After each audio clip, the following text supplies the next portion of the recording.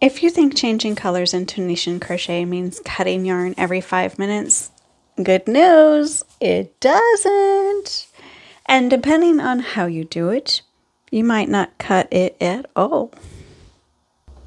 Hey crochet friends, I'm Mo, your crochet companion, and today we're talking about color changes in Tunisian crochet because this is one of those things that sounds complicated, but is actually one of Tunisian's superpowers. Let's look at the big picture, why Tunisian is different. Tunisian crochet gives us two moments in change color, the forward pass and the return pass. And once you understand that, you can change colors every row, every pass, or rotate multiple colors without cutting yarn. That's why Tunisian is so flexible and why it's perfect for stripes, chevrons, and color work. This is the simplest way to start. You work your entire forward pass in color A, okay? Then when you begin the return pass, you switch to color B. So I'm going to do my forward, finish my forward pass. So this is color A. Let me adjust my camera just a little bit here. There we go. So we're working our entire forward pass in color A, right?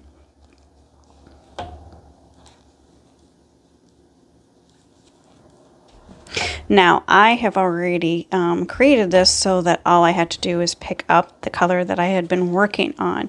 But for you, you just add it on, like as if you were just doing a yarn over. It's really simple. You don't need to do anything else. Don't need to put a knot on the end. Don't need to do any fancy gymnastics. You just add the yarn to the color or to your swatch, or whatever it is that you're working on. So I had pink down here at this end. So I'm going to drop well, it's kind of a bluish green. And I pick up my pink. And you just yarn over just like that. It's so simple. And it creates, if you look at it, it creates its own little braid on the end. Then you do the entire back pass with the new color. It seems so simple, right? This gives you that clean horizontal color changes and keeps the fabric nice and balanced, right?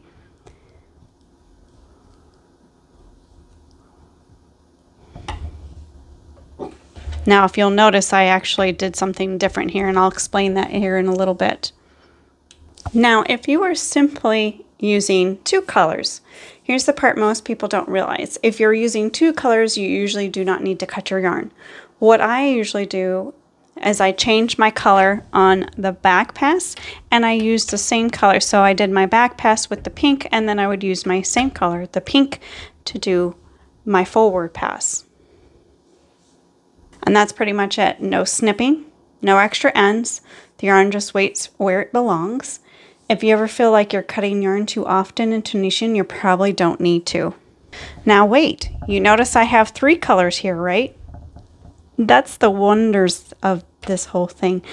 This is where Tunisian really shines. If you're working with three colors, which I often do, you can often rotate them without cutting. And here's how it works. As you can see, I did color A in the forward pass, then I did color B in the back pass or the return pass, and then the next row we're going to pick up color C on the forward pass and then rotate it again on the return pass, right? So let's look at that in real time, how that works. So, and this is where I was telling you I would show you how to do it a little extra. So I have my third color here, right? But I don't want to do an extra yarn over, pull through your Tunisian way, right? You want to take that last stitch and go through both of those colors, right? Now, we're going to drop this color and we're going to pick up the new color, which is the white from the previous row. And you'll see also how this is creating a braid on the end, like a different colored braid on each side. I love this part that it creates that little braid. So now I dropped the pink and now I'm picking up the white, we're going to pick up that first blue because our blue was the back, or no, the blue was the forward pass, the pink was the back pass. So we're going to pick up the blue and we're just going to keep going like that. This is one of the reasons why I find Tunisian so fun, because there are unlimited possibilities. Now, I have never done a color more than 3, but I have seen more than 3 colors.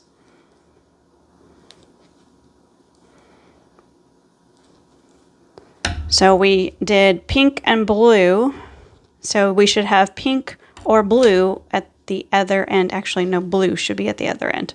My apologies. I got myself all excited.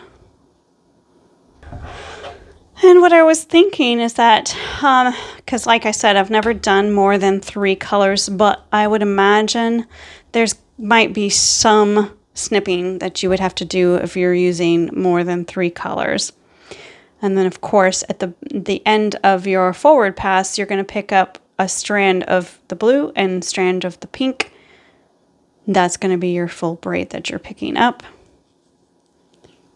Bada bing, bada boom. There you go. Now, we're at the end of that row, so we're going to drop the white and pick up the blue to do the back pass. Just like that. Is that not satisfying? I don't know what is, but it to me, it is completely and totally satisfying to see that. And you know, I was thinking this would be perfect if you are going to do a baby blanket and you don't know what the sex of the child is. You can do both pink and blue, or pink, blue, green, all kinds of different combinations. And so it makes it a unique style blanket. Now, don't get me wrong, you can still cut the yarn anytime you want to, especially for those clean edges or large color blocks. But Tunisian gives you options, and options mean fewer ends and happier crocheters. Now let's talk about what this technique is great for. It's great for striped Tunisian projects.